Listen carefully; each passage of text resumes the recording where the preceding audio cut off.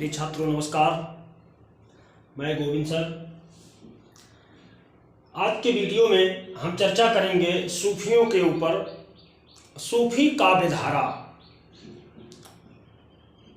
सूफियों का आगमन कब हुआ भारत में, कौन कौन से संप्रदाय भारत में आए, इन सब चीज़ों पे आज हम चर्चा करेंगे। सूफी, बात आती है कि सूफी शब्द की उत्पत्ति।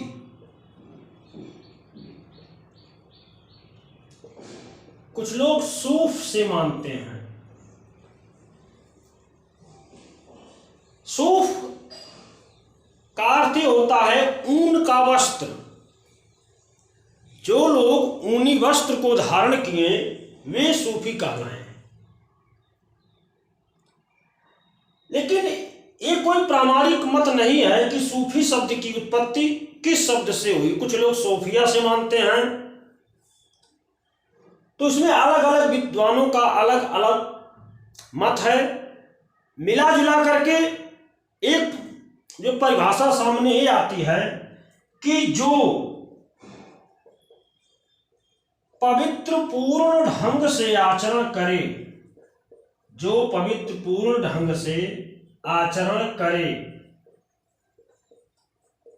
उसे क्या कहते हैं? सूफी कहते हैं। तो पवित्र पूर्ण ढंग से जो आचरण करे उसे हम क्या कहते हैं? सूफी।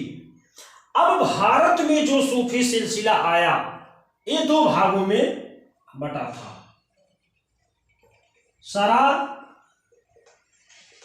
और बेसरा। कितने भागों में बटा था? दो भागों में, सरा और बेसरा। लेकिन भारत में जो सूफी आए वो बेसरा सूफी आए। कौन आए? बेसरा। सूफियों का आगमन भारत में कब होता है? तो सूफियों का आगमन भारत में 11वीं सदी से माना जाता है। कब से? 11वीं सदी से। 11वीं सदी में भारत में पहला सूफी सिलसिला आया, चिश्ती संप्रदाय। कौन सा संप्रदाय? चिश्ती संप्रदाय। इस संप्रदाय के प्रचारक भारत में मोइनुद्दीन चिश्ती थे। इन्होंने अपना खानकाह कहाँ बनाया? अजमेर में। ये पूछा जाता है कि सूफियों के निवास स्थान को क्या कहते हैं? तो सूफियों के निवास स्थान को खानकाह कहते हैं। उसी प्रकार संतों के निवास स्थान को क्या कहते हैं? तो संतों के निवास स्थान को बाड़ा कहा जाता है। तो मोइनुद्दीन चिश्ती अपना खानकाह कहाँ बनाते हैं? अजमेर में। और ये बड़ा ही उदारवादी सिलसिला था, उदारवादी सिलसिला। और ये गीत संगीत इनके यहां अनिवार्य थे। चिश्ती संप्रदाय उदारवादी संप्रदाय था, इसमें गीत संगीत अनिवार्य थे। योग तथा प्राणायाम भी इनके यहां अनिवार्य था।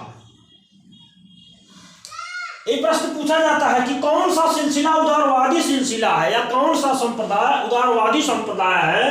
तो चिश्ती संप्रदाय उदारवादी संप्रदाय है और इसमें गीत संगीत तथा योग प्राणायाम को भी महत्व दिया जाता है। अब दूसरा सूफी सिलसिला जो भारत में आया वो था कादरी सिलसिला। इसके प्रचारक अब्दुल कादिर जिलानी थे। तीसरा सुहरावर्दी संप्रदाय आया भारत में। इसके भारत में प्रचारक कौन थे? शेख शहाबुद्दीन सुहरावर्द माने जाते हैं, शेख शहाबुद्दीन सुहरावर्द। और चौथा सिलसिला जो आया नक्शबंदी सिलसिला। नक्शबंदी सिलसिला ये बड़ा ही कट्टरपंथी सिलसिला था। नक्शबंदी सिलसिला बड़ा ही कट्टरपंथी सिलसिला तथा यह गीत संगीत का विरोधी सिलसिला था। गीत संगीत का विरोधी। ये लोग गीत संगीत का विरोध करते थे। बड़े ही कट्टरपंथी विचारधारा के लोग थे। उसके बाद पांचवा सिलसिला जो आता है वो है सत्तारी सिलसिला। इसके भारत में प्रचारक कौन थे? शेख अब्दुल सत्तार। तो यदि प्रश्न अगर पूछे कि कौन सा उदारवादी सिलसिला है, तो उदारवादी सिलसिला चिश्ती सिलसिला है। कौन सा कट्टरपंथी तथा गीत संगीत का विरोधी सिलसिला है, तो नक्शबंदी सिलसिला गीत संगीत का विरोधी सिलसिला है। अब इन सूफियों की जब हम बात करते हैं, इनका आगमन तो भारत में 11वीं सदी में ही हो गया था, लेकिन ये लोग अपने साहित्यिक रूप को, अपनी विचारधारा को ये लोग साहित्य का रूप 1379 ईस्वी के आसपास देना शुरू करते हैं। यानी 14वीं सदी से लेकर के 18वीं सदी का जो समय चलता है, ये सूफी काव्यधारा का समय माना जाता है।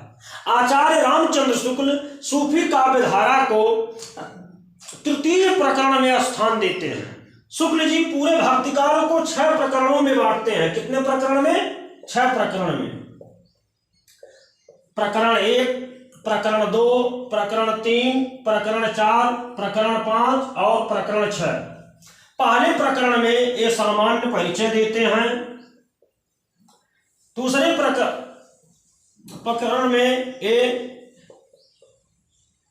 निर्गुण ज्ञानाश्रयी शाखा को रखते हैं, और तीसरे में निर्गुण प्रेमाश्रयी शाखा को, तथा चौथे में रामाश्रयी शाखा को, तथा 5वें में कृष्णाश्रयी शाखा, तथा 6वां प्रकरण ये फुटकल कवियों के लिए रखते हैं। तो प्रश्न यदि पूछा जाए कि सूफी काव्यधारा को आचार्य रामचंद्र शुक्ल किस प्रकरण में स्थान देते हैं, तो सूफी काव्यधारा को आचार्य रामचंद्र शुक्ल अपने हिंदी साहित्य के इतिहास के तीसरे प्रकरण में स्थान देते हैं। किस प्रकरण में? तृतीय प्रकरण।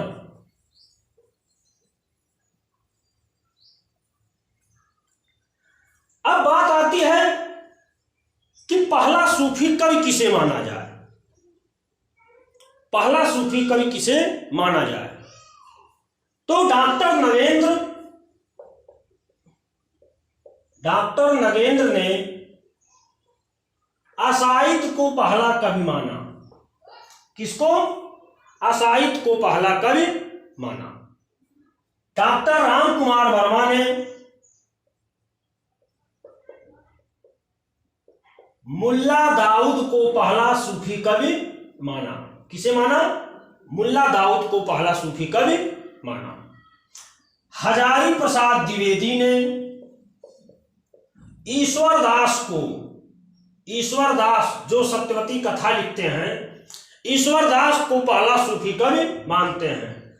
और आचार्य रामचंद्र शुक्ल कुतुबन को पहला सूफी कवि मानते हैं। किसे? कुतुबन को। लेकिन यदि पूछा जाए कि सूफी काव्यधारा का पहला कवि कौन है, तो मुल्ला दाऊद।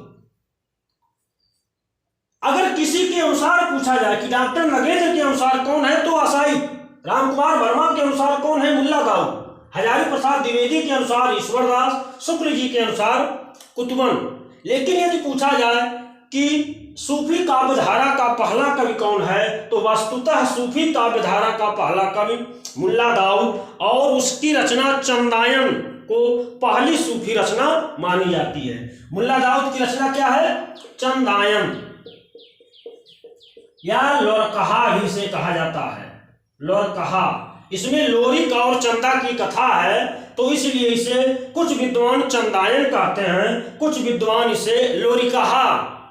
लोरिकहा, कहा का अर्थ होता है कथा से, लोरिक की कथा, और कुछ लोग जो है इसे चंदायन नाम देते हैं। तो यही, अगर चंदायन ऑप्शन में नहीं रहे तो लोरकहा भी आप इसको कह सकते हैं, क्योंकि इसमें लोरिक नायक है और चंदा नायिका है, इसी की कथा है इसमें।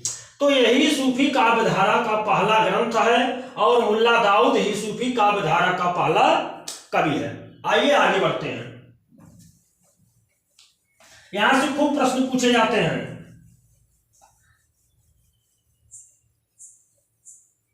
अब हम बात करते हैं सूफी काव्यधारा की विशेषता। तो सूफी काव्यधारा की पहली विशेषता है प्रेम कथाओं का वर्णन। प्रेम कथाओं का वर्णन। सूफी कवियों ने अपनी बात को प्रेम कथाओं के माध्यम से ये लोग जो है रखे हैं। उस प्रेम कथाओं में आप देखेंगे ये लोग लौकिक प्रेम के माध्यम से अलौकिक प्रेम की प्राप्ति की बात ये लोग करते हैं। और सर्वाधिक प्रेम कथाएं सूफी काव्यधारा में लिखी गई। तो सबसे पहली विशेषता है कि प्रेम कथाओं का वर्णन। पहली विशेषता कि सूफी काव्यधारा में सर्वाधिक प्रेम कथाएं जो है लिखी गई। दूसरी विशेषता है सूफी काव्यधारा की हिंदू संस्कृति का चित्रण। हिंदू संस्कृति का चित्रण। एक कवि थे तो मुसलमान। सूफी धारा के जितने भी कवि हुए सब मुसलमान कवि थे, लेकिन इन्होंने हिंदुओं की कथाओं, हिंदुओं की संस्कृति का वर्णन अपने काव्य में इन लोगों ने किया।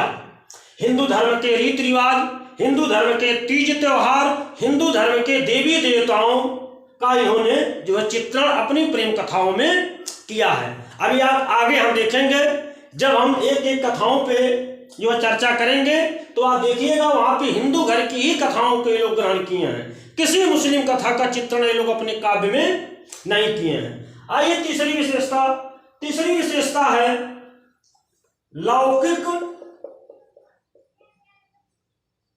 प्रेम द्वारा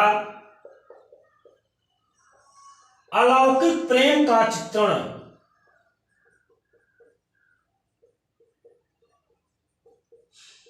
लौकिक प्रेम द्वारा अलौकिक प्रेम का चित्रण। अभी हम बताए हैं इन सूफियों के यहां ये लोग लौकिक प्रेम के द्वारा अलौकिक प्रेम की बात करते हैं। इसका मतलब ये होगा सूफी ईश्वर तक पहुंचने का मार्ग अपनी कथाओं को बनाते हैं। किसको बनाते हैं? अपनी कहानियों के द्वारा। उसमें कुछ पात्र लोग बनाए, जैसे आप जायसी के यहाँ पद्मावत में देखेंगे तन चितौर मन राजा कीन्हा, हे सिंगल बुद्धि पद्मिन चीन्हा, नागमती या दुनिया धंधा, वाचा सोय ए सुख बंधा, गुरु सुआ जय पंथ दिखावा, बिन गुरु ज्ञान ने निर्गुण पाया, माया अलाउद्दीन सुल्तानू, राघव चेतन और शैतानू। तो यहाँ पे इतने पात्र है इसमें, अलाउद्दीन, राघव चेतन, राजा रतन सेन, पद्मावती आदि ये लोग आदि पात्रों के द्वारा ये लोग जो है ईश्वर तक पहुंचने की बात करते हैं। यानी लौकिक प्रेम के द्वारा ये लोग अलौकिक प्रेम का चित्रण करते हैं। आइए अगली विशेषता देखते हैं। चौथी विशेषता है रहस्यवाद की भावना। रहस्यवाद की भावना। ये कवि निर्गुण साधना में एक कवि विश्वास रखते हैं, लेकिन ये लोग प्रेम के द्वारा ईश्वर तक पहुंचने का मार्ग ये लोग बताते हैं कि प्रेम ही एक ऐसा मार्ग है जिससे आप ईश्वर तक पहुंच सकते हैं। इन लोगों ने अनलहक शब्द कहा। क्या कहा? अनलहक।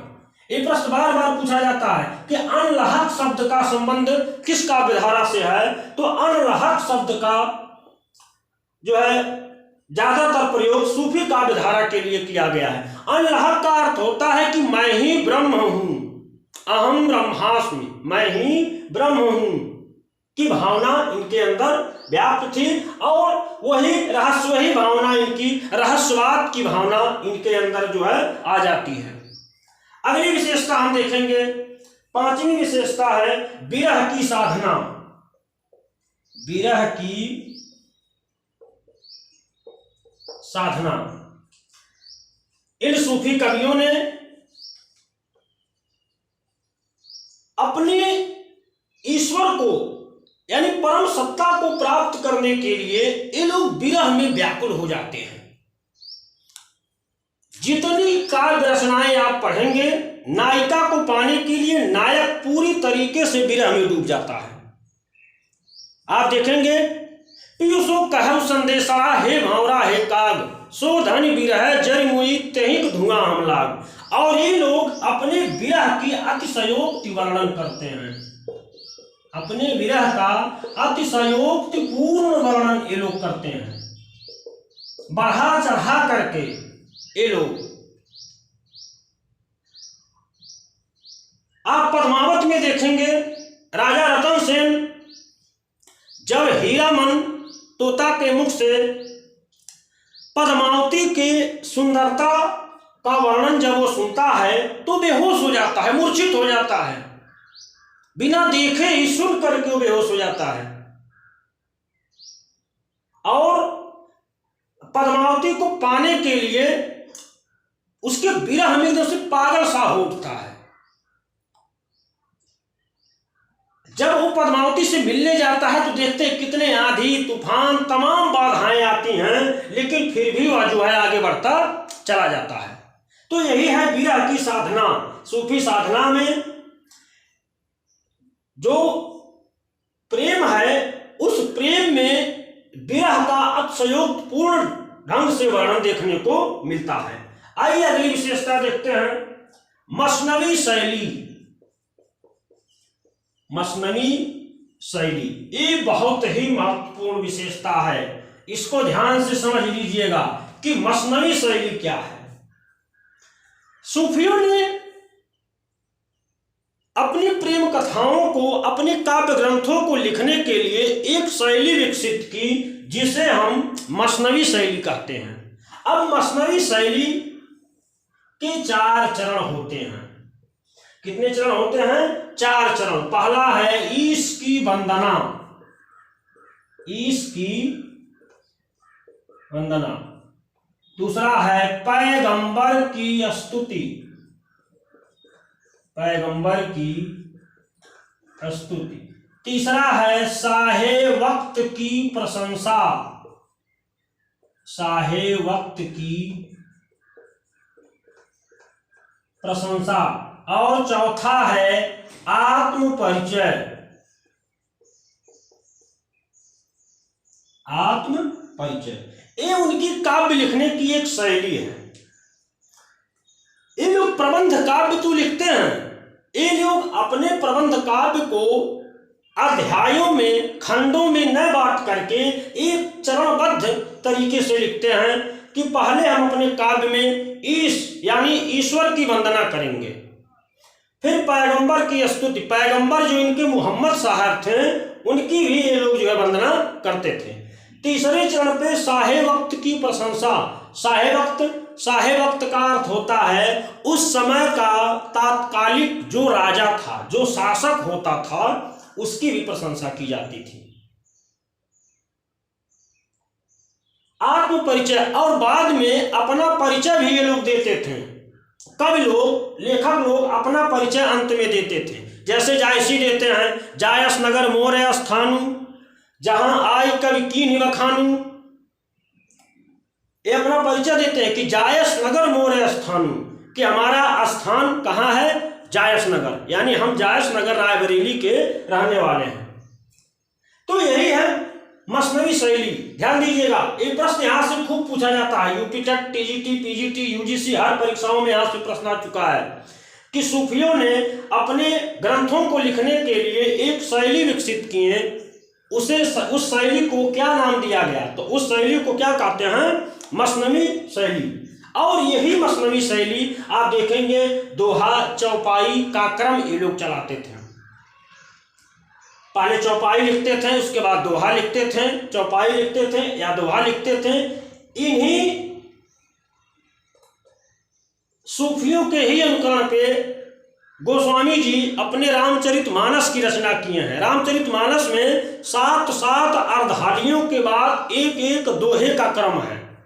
अर्धाली किसे कहते हैं? चौपाइयों को अर्धाली कहा जाता है। तो 7 अर्धालियों पर एक एक दोहा ये लोग लिखते थे। कहीं कहीं 5 अर्धाली पे एक दोहे का क्रम दिया जाता था। तो यही है मसनवी शैली। मसनवी शैली में 4 चरण होते हैं: इसकी वंदना, पैगंबर की स्तुति, साहेब वक्त की प्रशंसा और आत्म परिचय। आइए देखते हैं अगली विशेषता इनकी क्या है। इसको हम मिटा दे रहे हैं। अगली विशेषता है भाषा, छंद एवं अलंकार। भाषा, छंद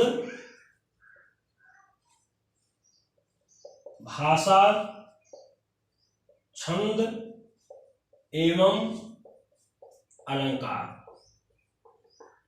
पहली बात जान लीजिए, सूफियों की जो भाषा थी वो ठेठ अवधी भाषा थी। कौन सी भाषा? ठेठ अवधी। इसको दिमाग में आप लोग बिठा लीजिएगा, ये प्रश्न खूब पूछा जाता है। गोस्वामी जी की भाषा क्या थी? तो गोस्वामी जी की भी भाषा अवधी थी, लेकिन वो ठेठ अवधी न होकर के संस्कृतनिष्ठ अवधी थी। जबकि सूफियों की भाषा क्या थी? ठेठ अवधी।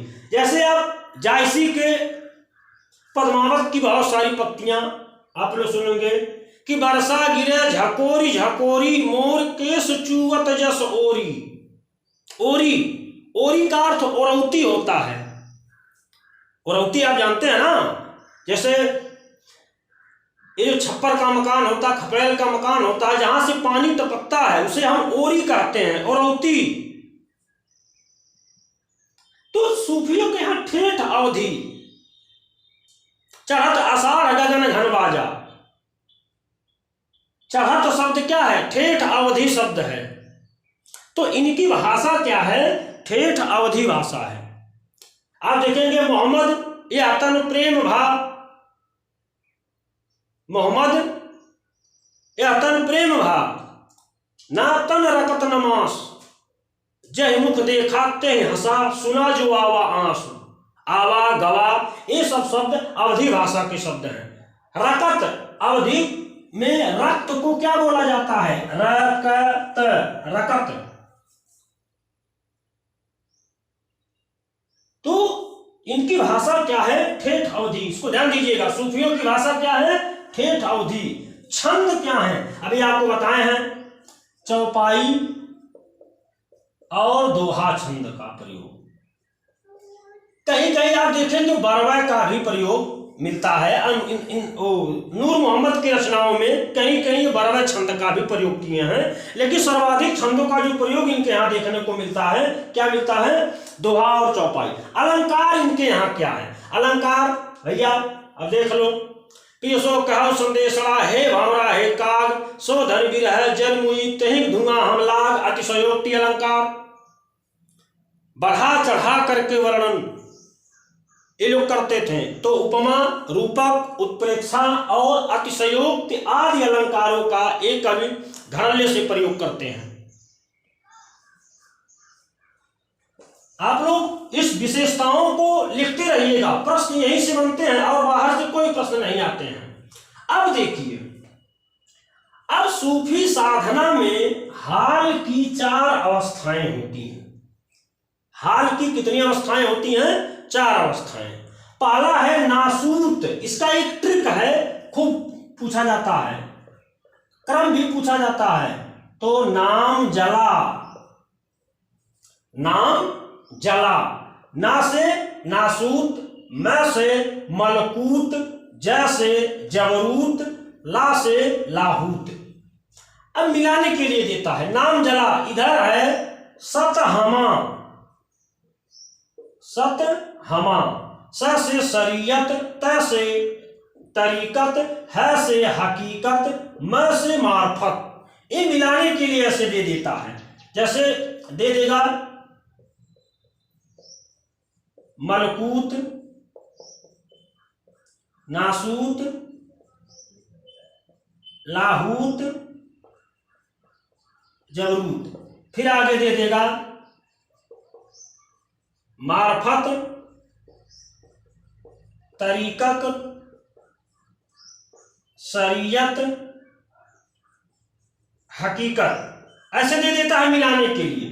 तो ट्रिक इसको याद रखिएगा, नाम जला सत हमा, ना के आगे सर, मैं के आगे त, जय के आगे है और ला के आगे मां। तो नाम जला यानी नासूत के आगे क्या होगा? शरीयत।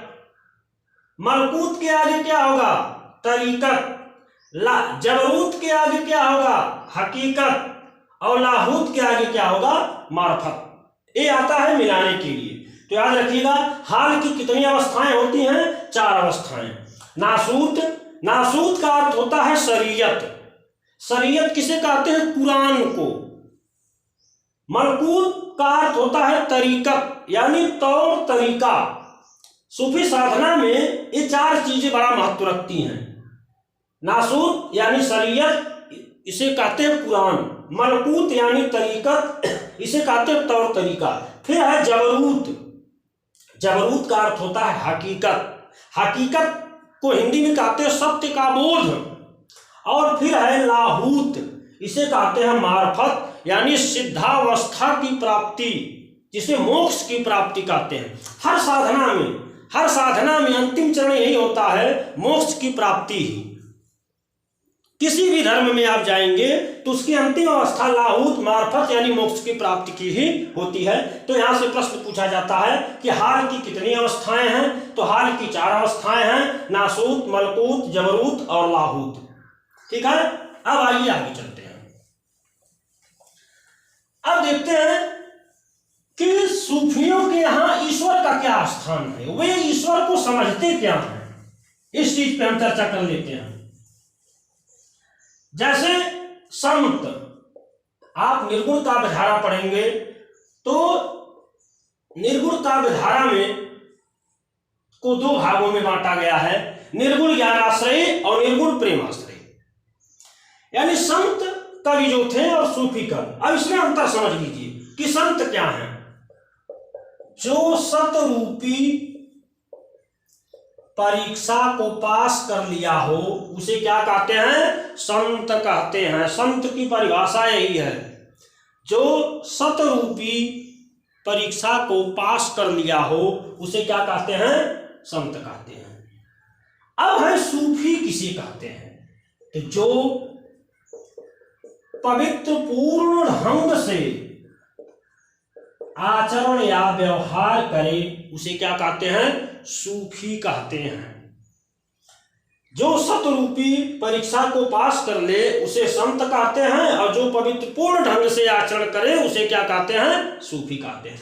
अब देखिए, संतों ने ईश्वर से मिलने का जो मार्ग बताया वो किसे बताया?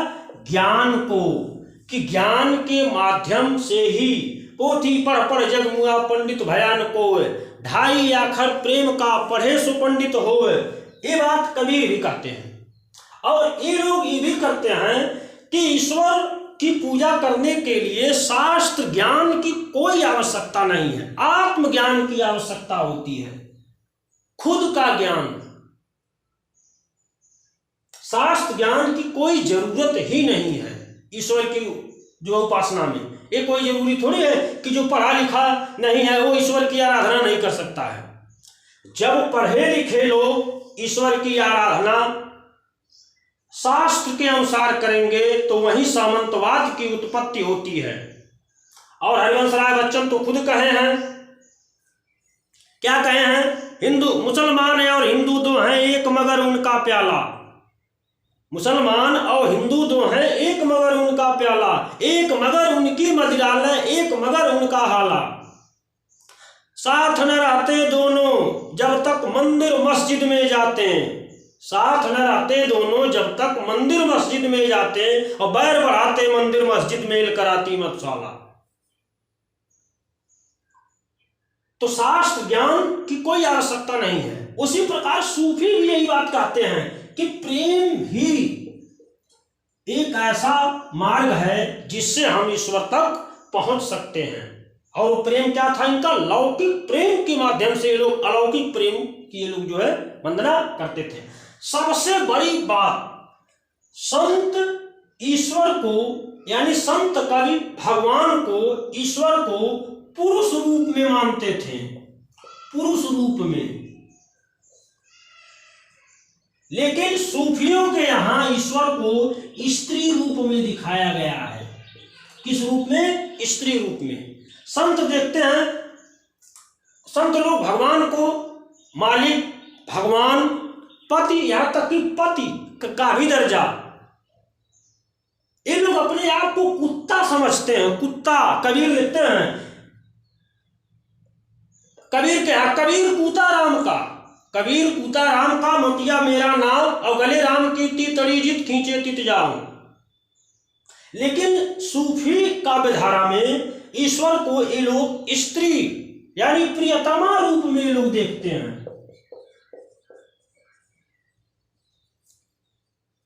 इस चीज को आप लोग ध्यान दीजिएगा कि सूफियों के यहां भगवान को, ईश्वर को किस रूप में देखा गया है? तो स्त्री के रूप में देखा गया है। और संतों के यहां भगवान को जो है पुरुष रूप में जो है देखा गया है। आइए अब आगे चर्चा करते हैं। अब देखते हैं सूफी ग्रंथ, सूफी ग्रंथ। पहला सूफी, एक ट्रिक है मकुम जऊ से कानून। इस ट्रिक को आप लोग याद रख लीजिएगा। ये सूफी कवियों का क्रम है। मकुम जऊ से कानून, मैं से मुल्ला दाऊद, कु से कुतुबन, मैं से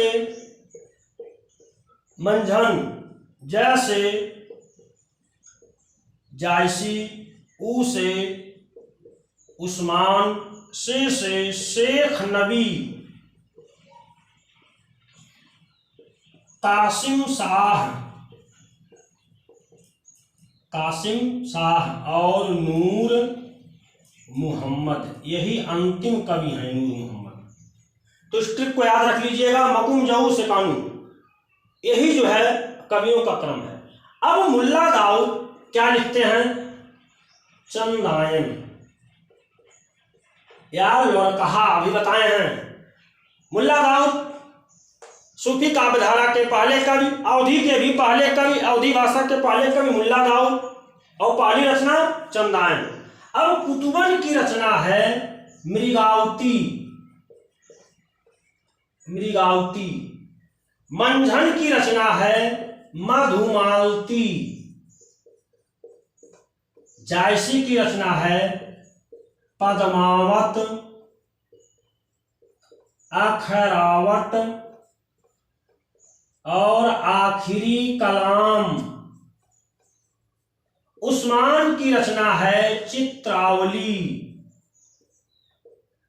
उस्मान की रचना क्या है? चित्रावली। शेख नबी की रचना है ज्ञानदीप।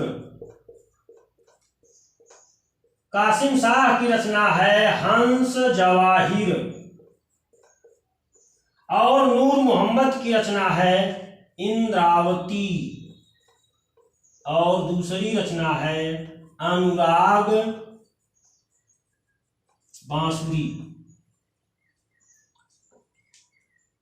ये सूफियों की रचनाएं हैं, और इतनी ही रचनाओं को हम लोग पढ़ते हैं। अब वीडियो यहीं पे रोकना पड़ेगा, बहुत बड़ा वीडियो बन जाएगा। इसके लिए हम एक पार्ट और आप लोगों के सामने लेकर के आएंगे।